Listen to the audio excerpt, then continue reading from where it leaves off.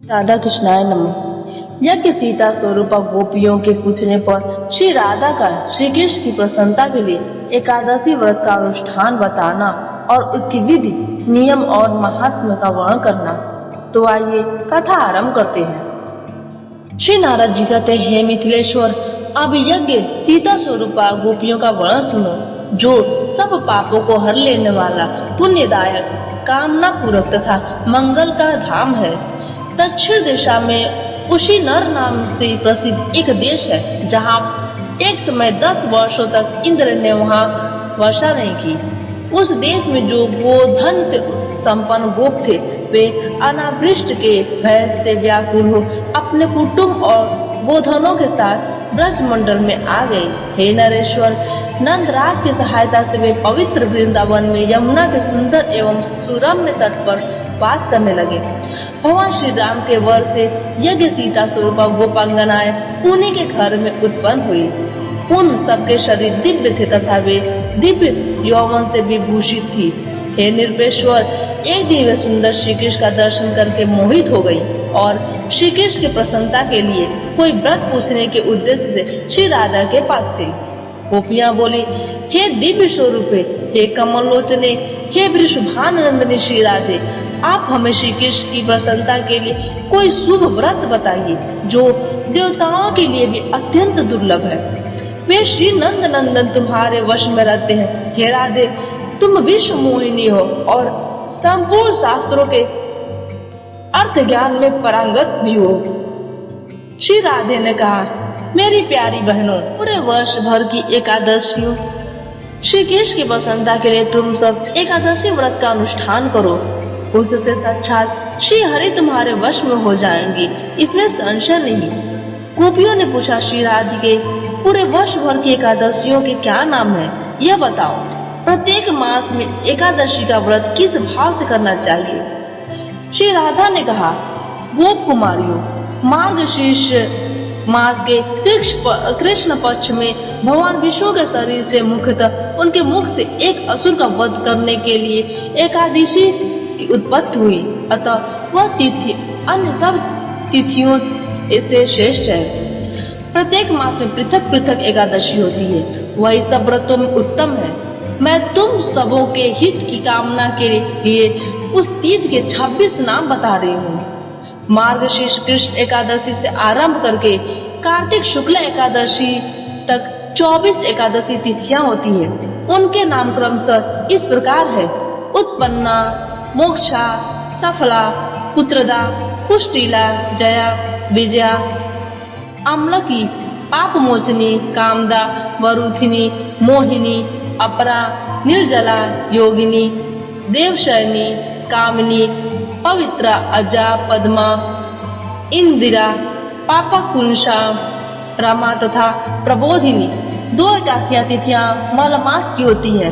उन दोनों का नाम सर्व संपत्ति प्रदा है। इस प्रकार जो एकादशी के 26 नामों का पाठ करता है, वह भी वर्ष भर की एकादशी, द्वादशी तिथियों के व्रत का फल पा लेता है। व्रतजनाओं, अब एकादशी व्रत के नियम सुनो। मनुष्यों को चाहिए कि वह दशमी को एक ही समय भोजन करे और रात में जितेंद्रिय रखकर भूमि पर सोए। जल भी एक ही बार पिए, धुला हुआ वस्त्र पहने और तन मन से अत्यंत निर्मल रहे। फिर ब्रह्म मुहूर्त में उठकर एकादशी को श्री हरि के चरणों में प्रणाम करे। तदंतर शौच आदि से निवृत्त हो स्नान करे। कुएं का स्नान सबसे निम्न कोटि का है, कपड़े का स्नान मध्य कोटि का है और तालाब और पोखरे का स्नान उत्तम श्रेणी में गिना गया है और नदी का स्नान उससे भी उत्तम है।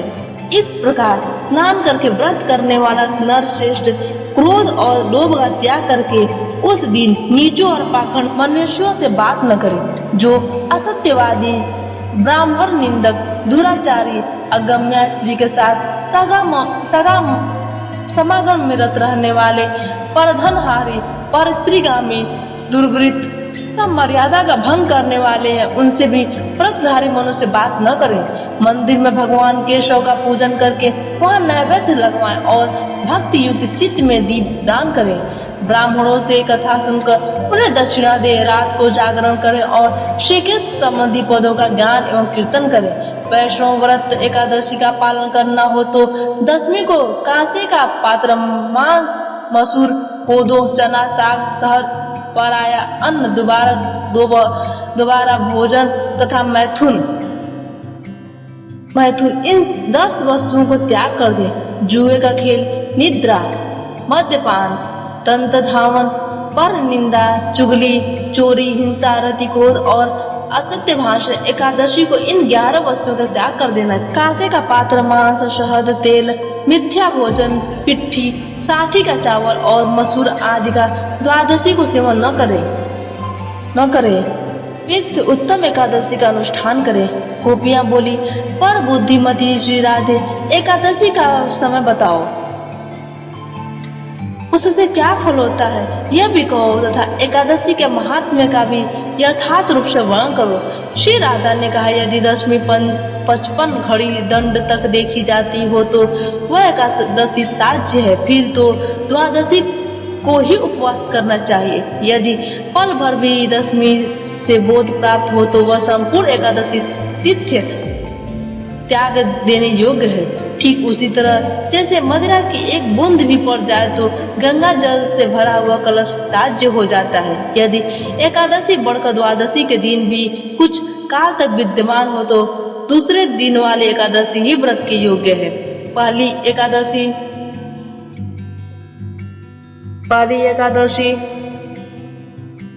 उस व्रत में उपवास नहीं करना चाहिए।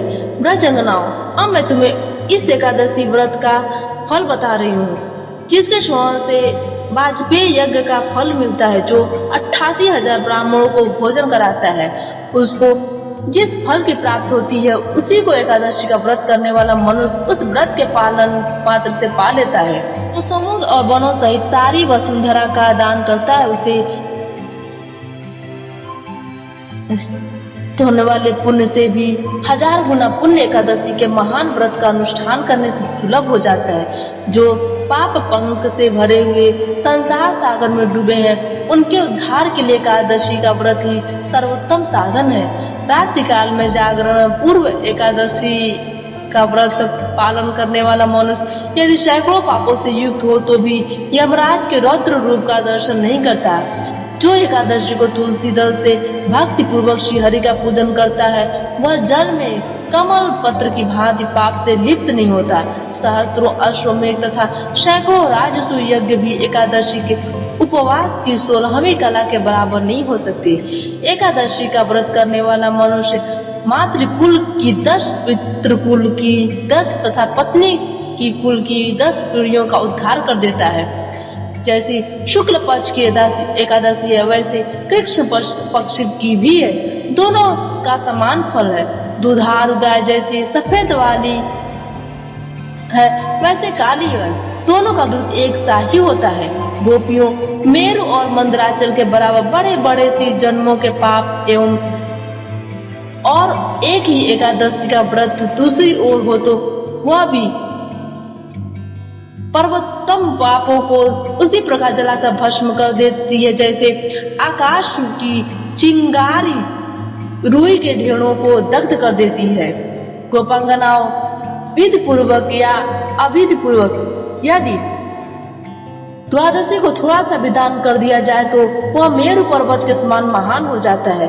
जो एकादशी के दिन भगवान विष्णु की कथा सुनता है, 7 दीपों से युक्त पृथ्वी के दान का फल पाता है। यदि मनुष्य शंखोधार तीर्थ में स्नान करके गदाधर देव के दर्शन का महान पुण्य संचित कर ले तो वह पुण्य एकादशी के उपवास की 16वीं कला की भी समानता नहीं कर सकता। प्रभास, कुरुक्षेत्र, केदार, बद्रिकाश्रम, काशी तथा शुक्र क्षेत्र में चंद्र ग्रहण, सूर्य ग्रहण तथा 4 लाख संक्रांतियों के अवसर पर मनुष्यों द्वारा जो दान दिया गया हो, वह भी एकादशी के उपवास की 16वीं कला के बराबर नहीं होती। हे गोपियों, जैसे नागों में शेष, पक्षियों में गरुड़ और देवताओं में विष्णु, वर्णों में ब्राह्मण, वृक्षों में पीपल तथा पत्रों में तुलसी दल सबसे श्रेष्ठ है, उसी प्रकार व्रतों में एकादशी तीर्थ सर्वोत्तम है।